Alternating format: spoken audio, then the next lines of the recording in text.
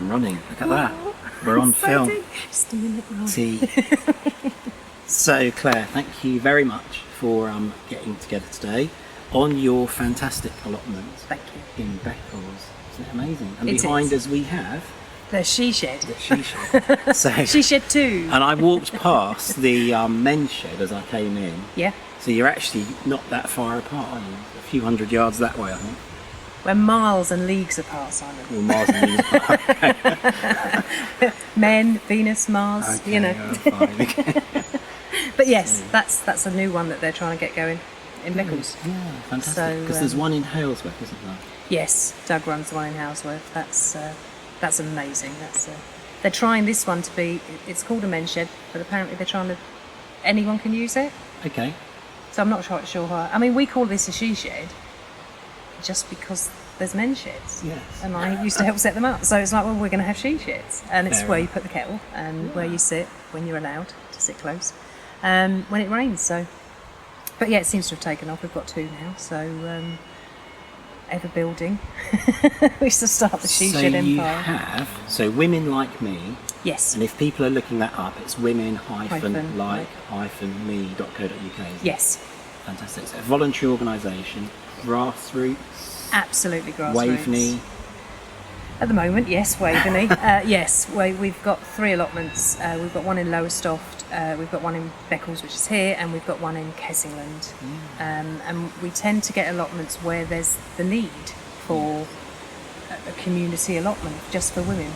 And that's what our service is. It's just for women. And it's around positive well-being. So it's to try and help prevent mental health decline. There's no set criteria. One, you have to be a woman, and we're not anti-men. I've got one at home and they're great, but we tend not to have things just for us as women. We tend to do things either for our children or for our grandchildren or for our employers, so it's just nice to be able to know that there's a space out there that you know other women are going to be, and you can talk. You don't have to talk. You can dig. You don't have to dig.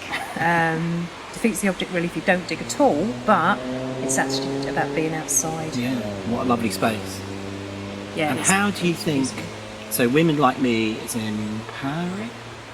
And Hugely empowering. building confidence if people need help to rebuild confidence? Yeah. Is that- Yeah, definitely. I think it's, it started with myself and my best friend, who, I think we get quite a lot of therapy from just talking and offloading, really. I think some people call it moaning, but it's positive. And that was empowering in itself. And we took on a half an allotment that was absolutely awful. I mean, we take photographs of all the stages, which is on the website. But we needed something just whilst we were offloading to sort of do. And as that went along, we just realised how therapeutic it was. I don't think we'd actually appreciate it, the benefit of just talking, but actually doing as well. It means you don't have to give eye contact if you don't want to, and I think we're quite hard at that sometimes. Can you see into my soul if I look at you? So yeah, we were digging away and basically said to Leslie, God, are we lucky that we have each other to be able to do this? And Leslie said, I wonder how many women haven't got that. Which you just sit and think about a bit more, and you start talking to your friends about. I think the question we just asked everyone we knew was, what do you do for you? And very few people could say anything really, and they're like, oh, I don't know what I do for me. So I was at a stage in my life where I needed something to do, something quite positive, and I'm always someone that has to do something with positivity in mind, I think. And I don't know if that just distracts from what I'm feeling. It works. I do tend to sleep very well at night, I can tell you that. But so I just thought, I'm going to set a charity up. So, try to get some women together that, would be the board or the trustees, and just started going to wellbeing fairs and job centres and just talking to people.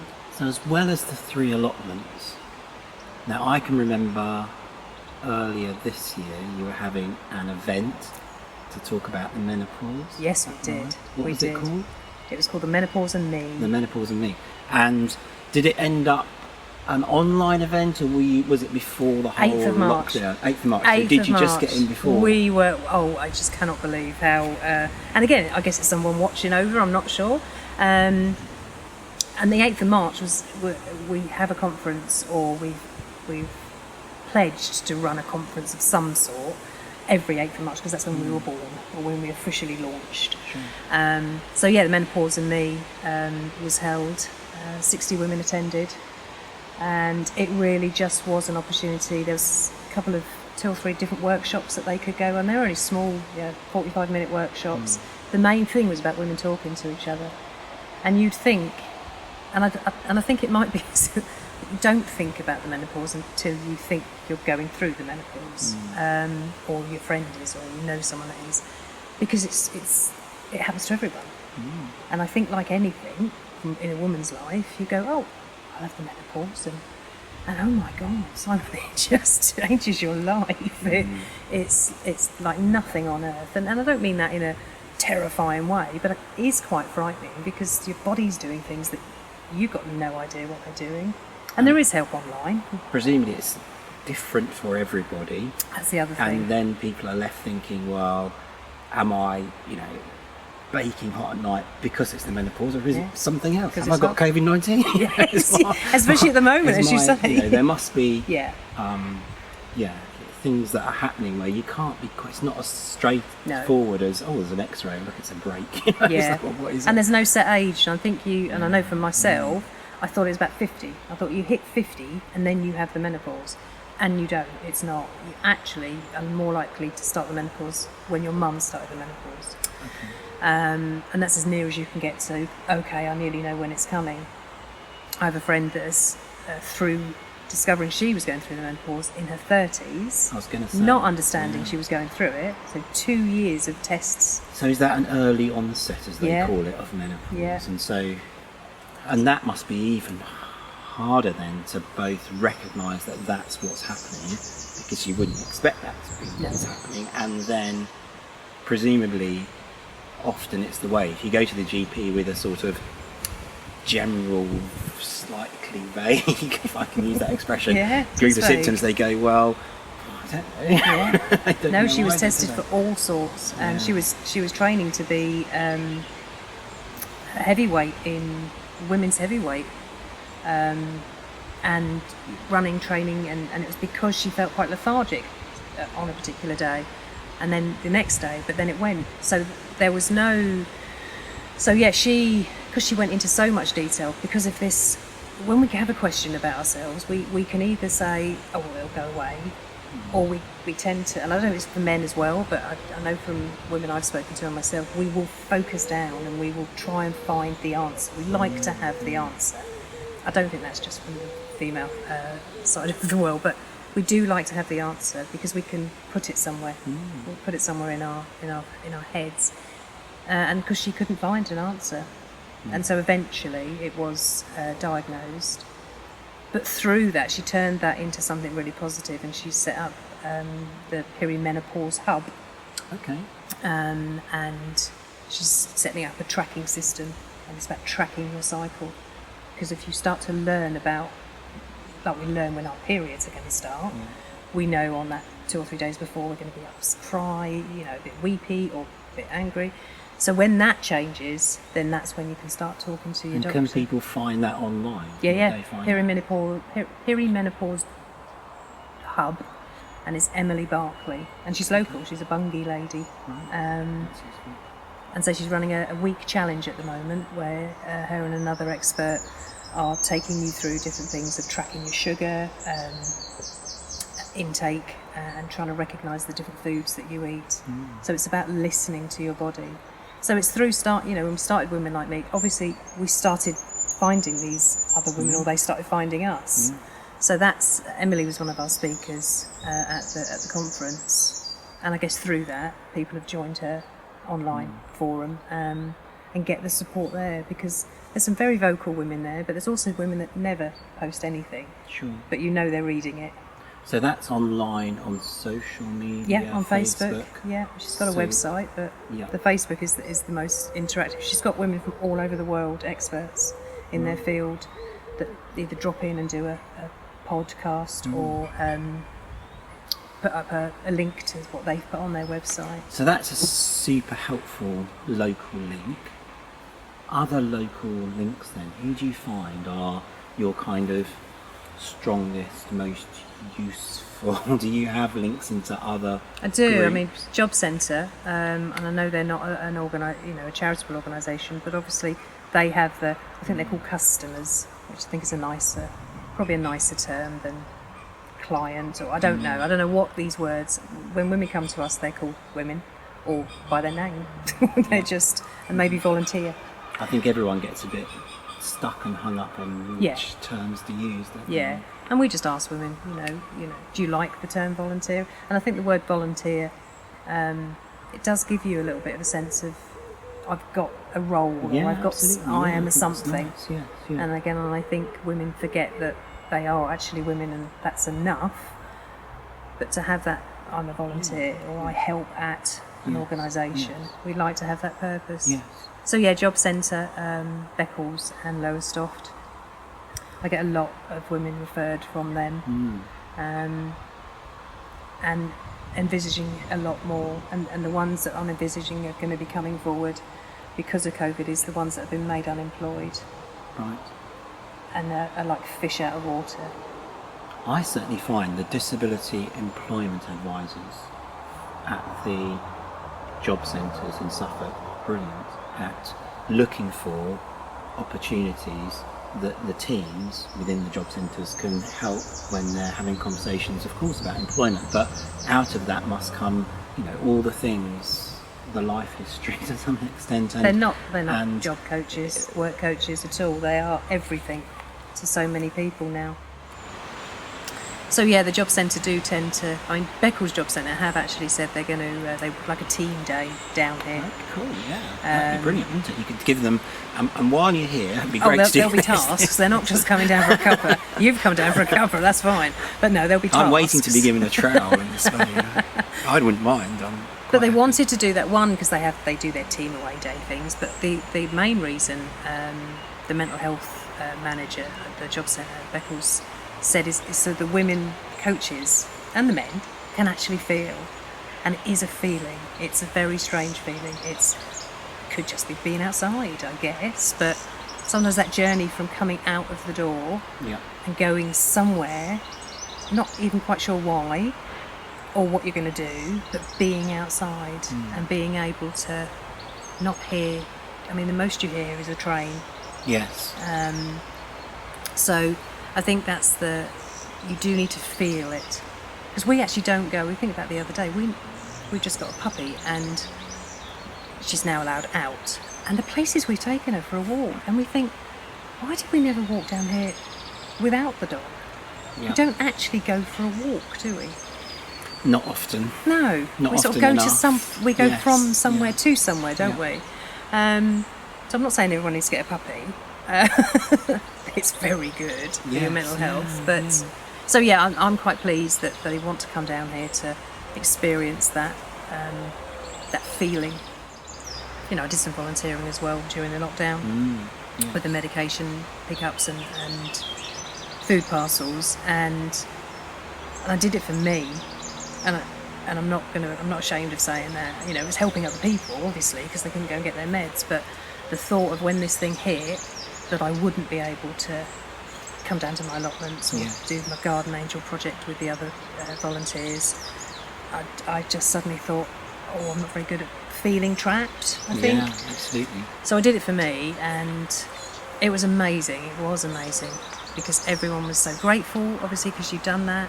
But I talk to anyone anyway, but to have a medication bag in your hand and standing at someone's doorstep and just listening to other people, people's thoughts about what this thing is about. That's the general thing of what it was talked about, what this thing is about.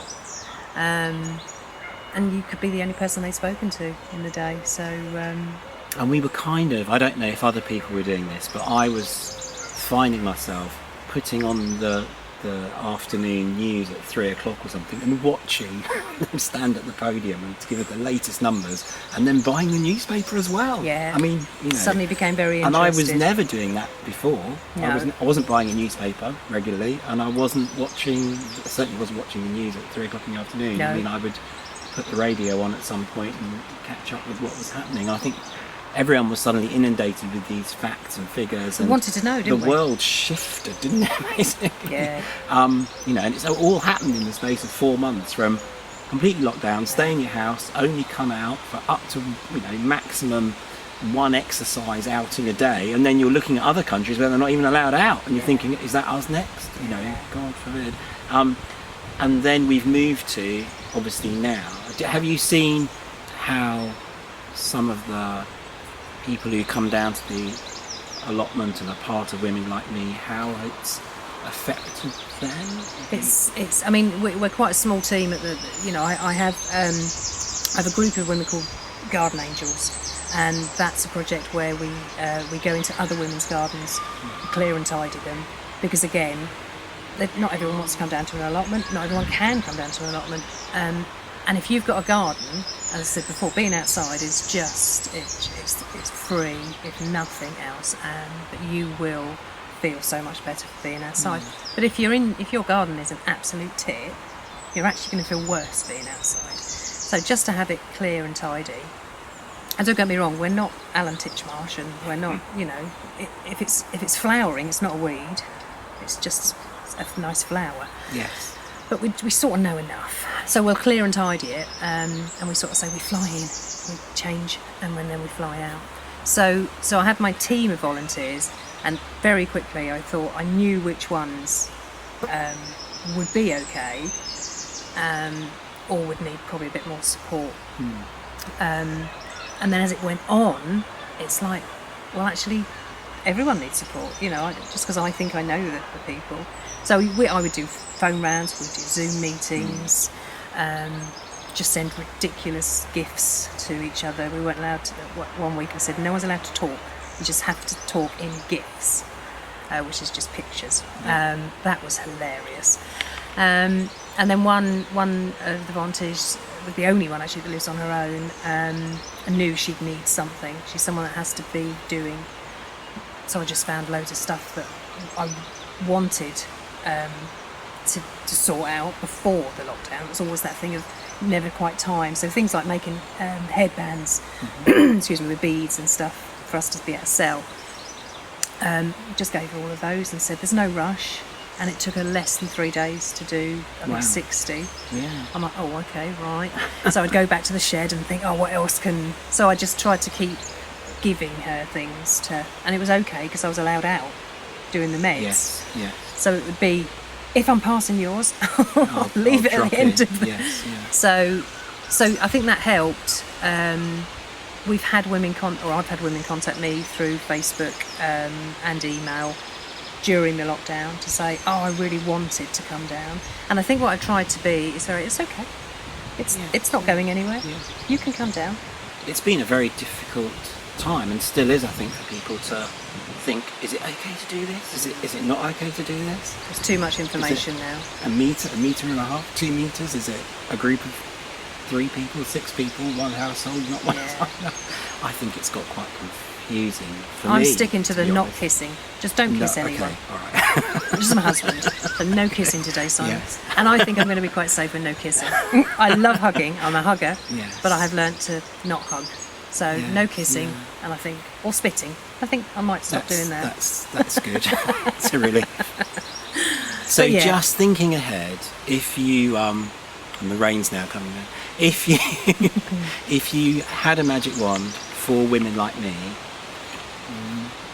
actually just for women across Waveney, what would you like to happen? What would you like to be able to do? You mentioned earlier that in your kind of ideal world, this allotment would be what would it have on it? What would it be? Well, it'd have a lot more women. It would have a lot more produce, to be fair. But I think for me, it's about just taking that step, and I think just trying it, because actually allotments and gardening isn't for everyone. Sure. But that isn't actually what it's about. It's Yeah. not about. I mean, my philosophy when women go, are we allowed to plant this? It says on the packet between January and May, and I go, bung it in the ground. What's the worst that can happen? So I think it's about making women stop and think, what do I do for me? And if they don't know what they do for me, come and visit us And do you have think a chat. it's obviously there's a lot of focus, I think, on how do we help people when they've kind of struggled and fallen and slipped down. I kind of think of it a bit like snakes and ladders, do you know what I mean? And if you end up going down a ladder and then, hang on a minute, you go up ladders then, gone down a snake, and then actually you've hit the top of a snake, and you've gone down a snake, and then you've gone down a snake, and then there's a service for you. For me, kind of, a place like this is a ladder, do you know what I mean? It's a way up, before you've gone, you found a ladder basically to go up. Yeah. And more support there is at a grassroots level that's accessible, that's friendly, that doesn't make people have to go, I'm desperate, I'm so desperate, I'm gonna, it's got to be a wonderful thing, really. And I think we need to, because I think as women, and I only speak as a woman because I am one, and I'm not saying men don't, but we're very good from having our children to, or anyone go, just do it, you'll be fine. So we're very good at giving advice, and we're very good at saying, I've read about this will make you feel better. But we don't actually do it ourselves because we think we're too busy, or we think that we haven't got mental health illness, because I think there's a big thing on mental health, that not always have been, but even more so, and I think even more so coming. We've all got mental health. I agree entirely. We've all got it. It's not an illness. It's like a car. If a car goes wrong, absolutely. But if a car goes wrong, you get it fixed, or you usually lift the bonnet and go, oh yeah, okay. But you've actually got the ability, to lift your own bonnet and go, it's not quite working, I wonder what I can do. So I think it's about looking out there and just giving yourself time. And I think this is what these areas do for us. They give us time. And we've only had 2 women, luckily, over the last sort of 2 years that have come down and we haven't seen again. But I'll contact them, and I had to contact them, and they just said, it just didn't feel right. But thank you so much for the cuppa. That's the joke, the kettle is always on. And that's great, we've done a really good job there, because the woman has gone, I'm making that decision to go and do something. And she's done it, and the fact that we weren't for her, that's okay. But I think we do need to just take that time out, and I think if COVID has taught us anything, we can take that time out. Yeah, you don't have sure. to Prime Minister tell us to take that time out. You're now allowed to. So I think it's give yourself permission to think about you, and just have a look on our website. The stuff that we have done and the stuff that we can do. And I think that's the other exciting thing for me, is what else can we do? Absolutely, yes. What else are we going to do? Possibly getting an allotment in Southwold, want one in Halesworth, but not sure, because that's really far away from any civilization and you can hardly even walk to it. But I think it's that, it's taking that step about we hold conferences, so we do workshops. We can do what we want, and I think for me it's tell me what you think you'd like to see that either isn't out there or you'd like to help organise, and we'll do it, because we can do it, because we're women. I think that's a good place to. Okay, thought it might be. Stop that high point. So, Claire, look, thank you very much. Thank you, and thank you for letting me come down and be an honorary member for the day, for the morning. Yes, just a visitor.